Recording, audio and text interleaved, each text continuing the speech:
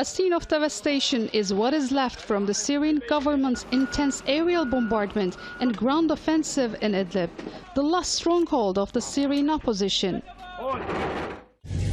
Despite rounds of talks and shaky ceasefires, this push has triggered one of the largest waves of displacement in the 9-year conflict. Civilians leaving everything behind and heading north towards the Turkish border. I've already been displaced twice. Maybe I will have to move again. I don't know what to say. The situation is very bad. We heard about the ceasefire but never witnessed it on the ground. Just displacement and suffering. The UN says at least 520,000 Syrians have been displaced in the last 2 months alone. Many children are among them. It is not only the violence but also the biting winter cold that is making the situation worse in Idlib.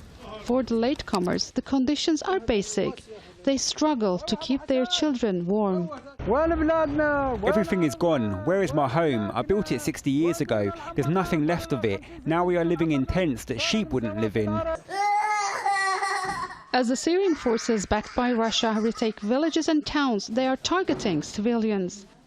According to the World Health Organization, at least 53 health facilities have been forced to suspend their services since the beginning of the year because of the fighting.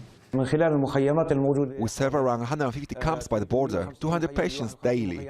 We have limited resources and risk being bombarded by the regime at any time. May God help us serve our people. Syrian government forces have been advancing inside Idlib, territory that was meant to be a de-escalation zone. We won't go back unless the regime withdraws from our lands. We're asking the opposition forces to intervene and repel the Syrian army.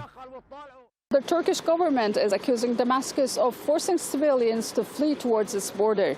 There are already at least 3.5 million Syrian refugees in Turkey, which is why officials here say they want to stop another mass influx of Syrians entering the country.